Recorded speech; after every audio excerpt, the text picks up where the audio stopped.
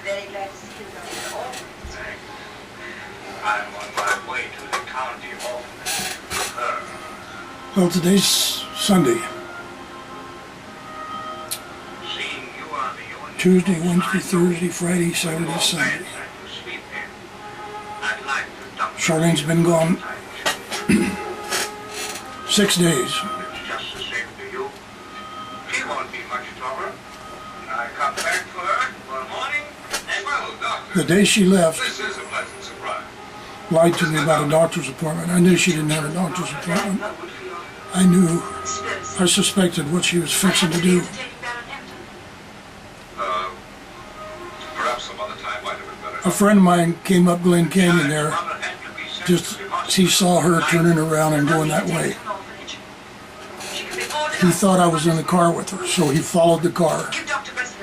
She went down to Grandview, turned and went up to Arrow, turned and went down to Sage, turned and went to the airport parking lot. And he followed her. When he got to the parking lot, he watched her go around and then come back and park. And he saw I wasn't in there then. So he turned out and he come down. He come over here and come up to the door and rang the bell, and I brought him in. And he told me, he was kind of laughing. He says, well, I thought you were in the car there with your wife. This is criticism, isn't it? I said, so I followed you. I wanted to talk to you. She went to the airport and parked. And Do I ever bore you with my broken heart? so he came on down here, knocked on your door, rang the doorbell. And I said, yeah. I said, she went that way, turned around and went that way because she was leaving town. And she was trying to fool me, and which I already knew what she was doing because I'd heard her phone conversation earlier. And I didn't go down there because that's what she was trying to avoid. Somebody else would be much better. I don't know why. I'm no good. I've never done anything to her in my life. But anyway, later she called me on the phone and said I'm at the airport and I'm leaving and I'll never come back. Oh, Sam. But the plane had already left earlier. She wasn't at the airport. So anyway, she went off and left me where I needed her most. She abandoned me and the dogs after 44 years. She never loved me. And I knew that. I knew that from way back. I'd like to see Mr. Glenn. She's a funny person. She's got a sociopathic personality. She doesn't get emotionally attached to anything or anybody except maybe her sisters and her Shelley. But she's been telling me for so long that she didn't love me. She said, I don't love you. This and that and on and on. No, my name's Hedger. G. Hennington Hedger, Fort Worth. I begged her not to argue with me, not to set me off. Yet she would keep doing it and doing it and doing it. And of course she always blamed me Is this Mrs. Glenn? for everything. That's the way the sociopathic personality works. Oh, I think it can be really. Sit down. So I wrote her a letter a while back and told her that I didn't love her anymore. That I had no love in my heart for her anymore. This is Mr. Hedger. How do you do, sir? Which wasn't true. Are you Mr. But I thought if I told her that, Why, yes, of course. maybe it would make her feel like Very cute. I felt after her telling me so many times she doesn't love me. Which was driving me crazy. But it didn't matter to her. Are these all yours? Well, It didn't matter to her that everything I've done since I met her has been for The her. day does ring, Mr. Hedges. For mothers who work, they bring the youngsters here in the morning. Ruidoso. On the way home. Coleman, Ruidoso. I bought that land in Ruidoso My husband wanted to adopt. to build a home on for I would us, bring myself separated from your mother. not me. Compromise. I'd take one for I would have never done it for just me. I did it for us. Goodbye, Mr. Hedges. And then Bye. Bye, Mr. Bradley. Now, what was it you wanted to Shelley told her a bunch of lies, and have a message here for Mr. so they both loaded up and left me in Ruidoso. Oh, it's, It was about the fourth on account of the recent decline in or fifth time that Charlene had left me. Yes. I won't bother you any further, Mr. Bradley. So it wasn't too long. Oh, goodbye, sir. Thank you very much. Don't mention She went to Phoenix to her sister's, but it wasn't too long. So she found out about Shelley, and she called me and wanted to come back, and I says, come on back, because I loved her. I've always loved her. I still love her. Still, I made a lot of mistakes. Next time, I'm It's, going to do the it's job right. tearing me to pieces because she's gone. You've lost him. I'd rather No. die, Sweet. but I can't die now because of my babies. Sam, you're tired. My honey, you look ill.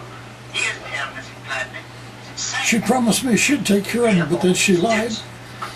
And then in that email she said, I left him so you wouldn't be alone, but that's not true. Nobody else? She left him because she couldn't take him on the airplane. Then she began to tell me how simple it was and how I could hire somebody. No. My income was $1,200 a month. My obligation was Dearest. With her gone and me being crippled and getting worse, I won't be able to stay here. I won't have enough money to pay the bills that's my And now, and buy groceries, pay insurance. But she doesn't care.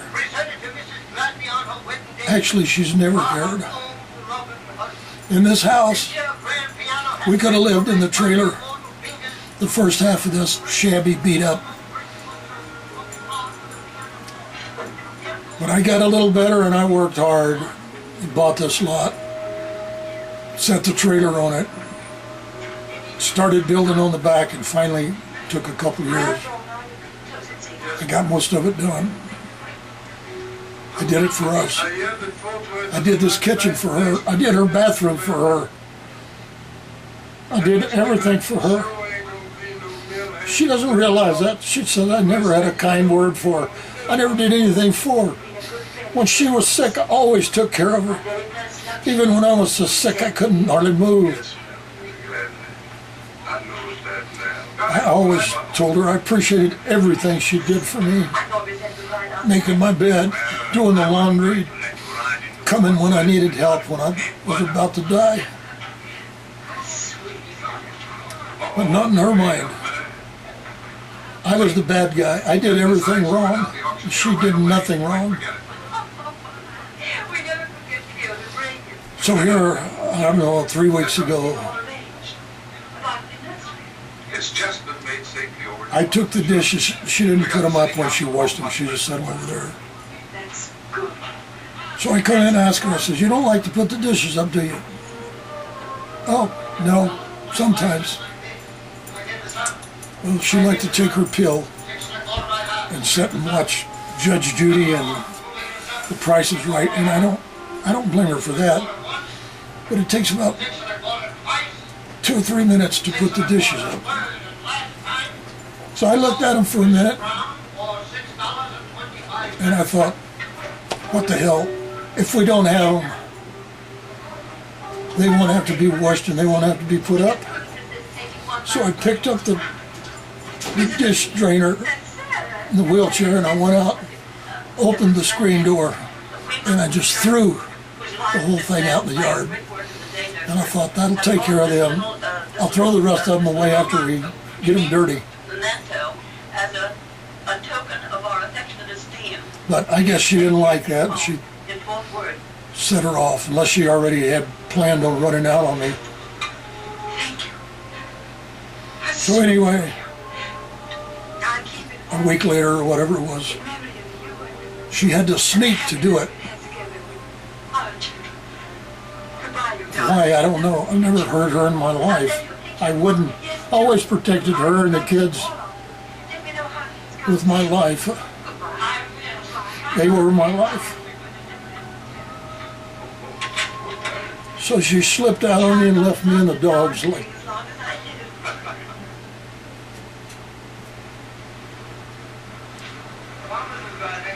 I would have never treated her that way. She could have come and told me, Ray, I'm unhappy. I want to leave. And she could have loaded up the Ford with everything and took half of the money we had and left. And took the dogs because she promised me she'd take them. As much as I love them, I know I'm going to die in here one day and nobody's going to know it. And the dogs will run out of food and water. And I'll start stinking when my body starts decomposing. And I hope to God somebody finds me before the dogs die. Because that's the only reason I'm alive right now, is to try to find somebody that'll take care of them. And then I have no use in living anymore. My reasons for living are gone.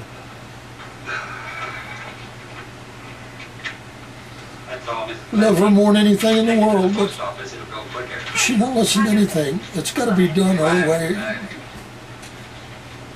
She doesn't understand how sick I've been. I know she hurts and she's been sick too, but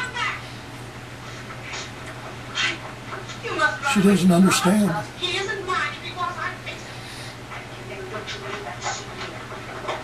So I don't know. That's the way life goes, I guess. But if you ever see this, I've always loved you, Charlene. I've always told you I loved you. I've always had a picture of you, more than one. You've never had a picture of me in your room on a shelf. Shelley, her dogs, and your mother, Gladys. But you've never had a picture of me.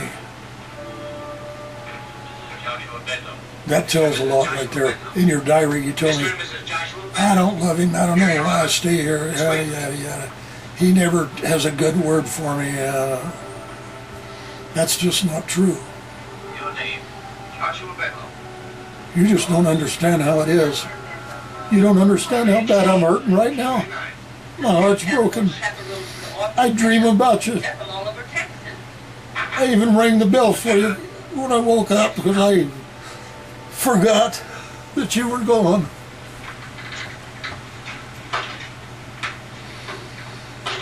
So, if you ever see this, Just Tony, Your Honor. I know it won't matter to you. You'll say, he's just a bunch of blah, blah, blah. That's okay. But I have nothing to gain or lose. You're gone. And everything I've told you is the truth. I'm sorry. That's the way it is. Well, you see, Judge, we live among rather Goodbye. conservative people. You insist on legitimacy. Yes, Judge.